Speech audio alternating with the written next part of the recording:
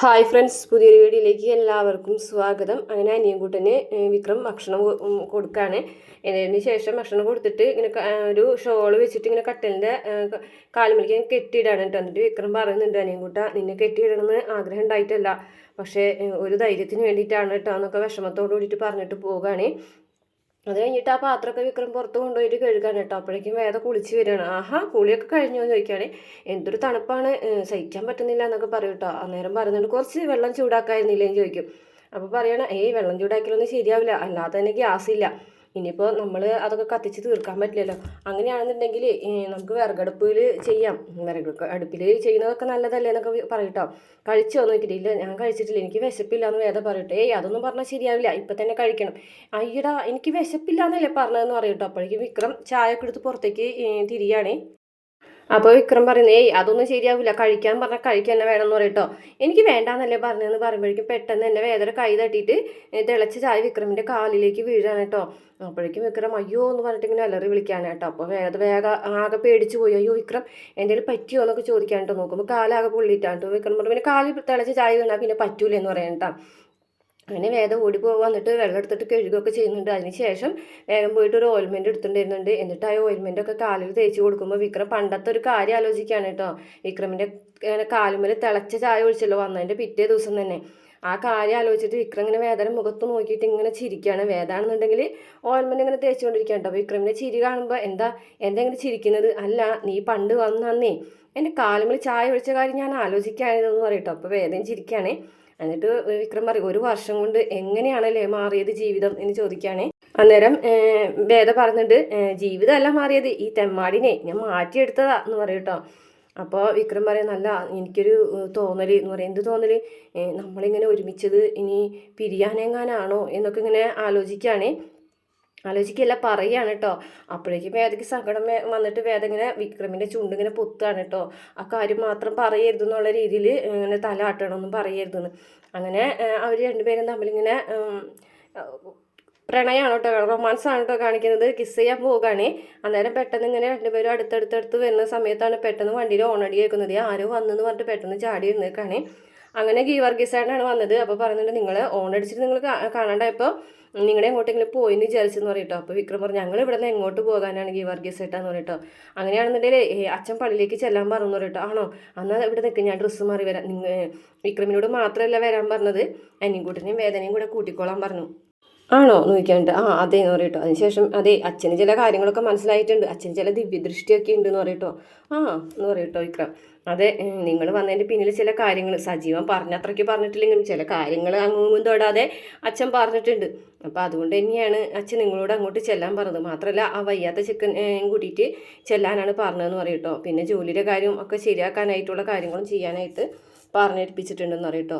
അപ്പോൾ വേഗം റെഡി ആയിട്ട് വായെന്ന് പറഞ്ഞാൽ അങ്ങനെ വിക്രം വേദയും റെഡി ആയിട്ടൊക്കെ വരികയാണ്. അങ്ങനെ ഇവർ എല്ലാവരും കൂടിയിട്ട് പള്ളിയിലേക്ക് ചെല്ലാണ് കേട്ടോ.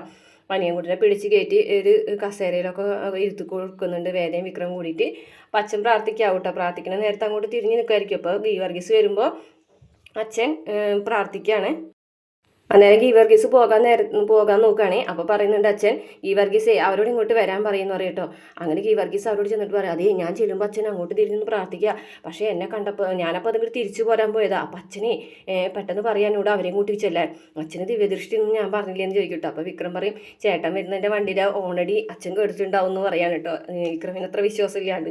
അപ്പോൾ ഗീവർഗീസ് അതൊന്നുമല്ല, അച്ഛന് ചില ദിവ്യദൃഷ്ടികളും ജ്ഞാനദൃഷ്ടിയൊക്കെ ഉണ്ട്, അത് വെച്ചിട്ടാണ് അച്ഛൻ ഇതൊക്കെ പറയുന്നതെന്ന് പറയാനേ.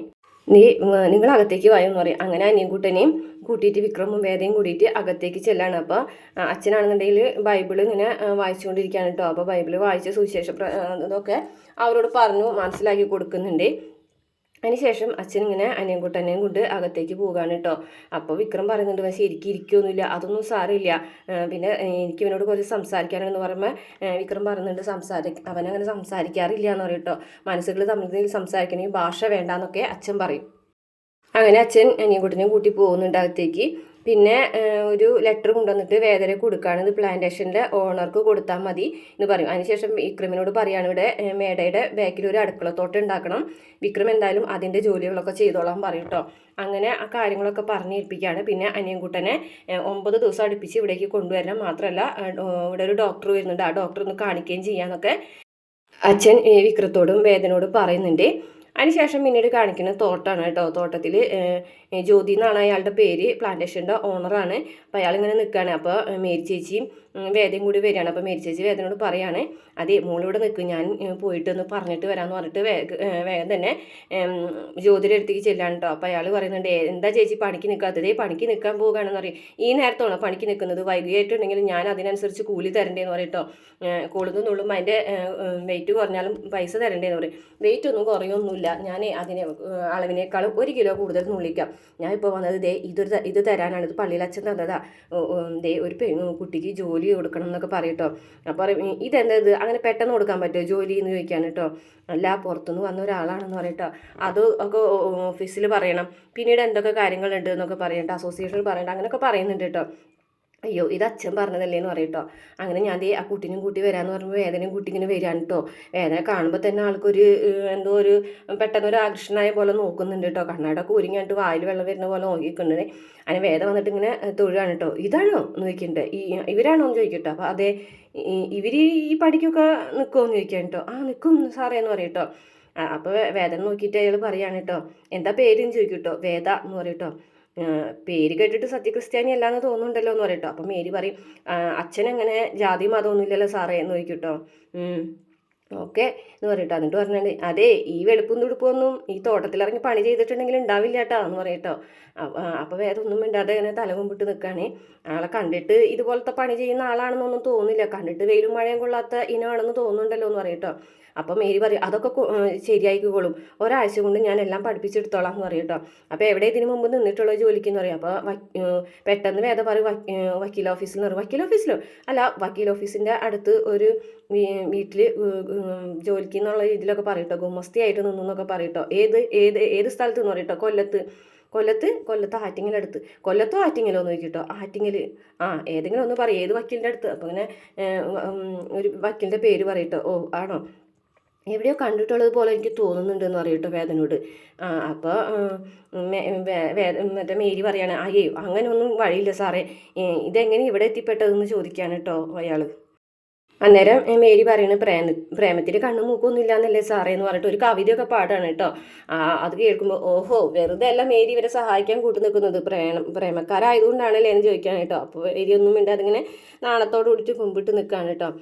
എന്നാലും അയാളിങ്ങനെ വേദന തന്നെ ഉറ്റു നോക്കുന്നുണ്ട് കേട്ടോ. അപ്പോൾ പറയുന്നുണ്ട്, പണിയൊക്കെ ചെയ്തോളൂല്ലോ എന്നൊക്കെ ചോദിക്കുമ്പോൾ ചെയ്തോളാം എന്ന് പറയും കേട്ടോ. എങ്കിൽ ശരി തുടങ്ങിക്കോളാനൊക്കെ പറയും കേട്ടോ. നാളെ തുടങ്ങിയിട്ട് കയറിക്കോളാനൊക്കെ പറഞ്ഞിട്ട് ഇയാളിങ്ങനെ അവർ പോകുമ്പോൾ എന്തോ ഒരു പന്തികേട് തോന്നുന്നുണ്ടല്ലോ എന്നിങ്ങനെ പറയുന്നുണ്ട്. അതിനുശേഷം പിന്നെ കാണിക്കുന്ന പ്രമോല് വേദ ഇങ്ങനെ നൈറ്റിയും ഷർട്ടും തോർത്തും മുണ്ടും ഒക്കെ കൊടുത്തിട്ട് ഒരു ശരിക്കൊരു തോട്ടത്തിലെ തൊഴിലാളി പോലെ വരുമ്പോൾ വിക്രം പറയും, ആഹാ കൊള്ളാലോ, അടിപൊളിയായിട്ടുണ്ടല്ലോ, എന്നാ ലുക്കാ എന്നൊക്കെ ചോദിക്കാൻ കേട്ടോ വിക്രം. അപ്പം ദേ കളിയാക്കണ്ടട്ടാന്ന് പറയും കേട്ടോ. അല്ല അടിപൊളി ലുക്ക്, ഇത് ഇങ്ങനെ ചെന്നിങ്ങോട്ട് തോട്ടത്തിൽ ചെന്ന് നിന്നിട്ടുണ്ടെങ്കിലുണ്ടല്ലോ തോട്ടത്തിലെ പരസ്യത്തിന് വന്ന മോഡലാണെന്നേ തോന്നുള്ളൂ എന്ന് പറയും കേട്ടോ. അപ്പം മേരി പറയാം, അതെ അതൊന്നും കാര്യമാക്കണ്ട, 10 ദിവസം കൊണ്ട് എൻ്റെ പറഞ്ഞൊരുത്തി കറുത്തു പോയല്ലോ എന്ന് ആലോചിച്ച് വിഷമിക്കേണ്ടി വരും എന്ന് പറഞ്ഞിട്ട് ഇങ്ങനെ പോകാണ് കേട്ടോ. ഒരു യാത്ര പറഞ്ഞ് വിക്രമിനോട് യാത്ര പറഞ്ഞിങ്ങനെ തോട്ടത്തിൽ പണിക്ക് പോകുന്നതായിട്ട് കാണിക്കുന്നുണ്ട്. പിന്നെ കാണിക്കുന്നത് വിക്രമും വേദയും തമ്മിലുള്ള റൊമാൻസൊക്കെയാണ് കേട്ടോ. അപ്പോൾ വേദ ഇങ്ങനെ പറയുന്നുണ്ട്, ആൾക്കാരെ ഇടിക്കാനും ചതയ്ക്കാനൊക്കെ പോകുന്നതിനേക്കാളും നല്ലതല്ലേ മനുഷ്യരെ ഉമ്മ വയ്ക്കുന്നതെന്ന് പറയാണ് കേട്ടോ. അപ്പോൾ ഇങ്ങനെ പറയുമ്പോൾ വേദന തോളിൽ കൈയിട്ട് ഇങ്ങോട്ട് ചിരിച്ചിങ്ങാണ്ട് വേദന ഇങ്ങനെ ചേർത്ത് പിടിക്കുന്നതൊക്കെ ആയിട്ട് കാണിക്കുന്നുണ്ട്. ഇത്രയാണ് പ്രമോ കാണിച്ചിട്ടുള്ള വീഡിയോ. ഇഷ്ടപ്പെട്ടാൽ മറക്കാതെ നമ്മുടെ ചാനൽ ഒന്ന് സബ്സ്ക്രൈബ് ചെയ്ത് സപ്പോർട്ട് ചെയ്യണം കേട്ടോ.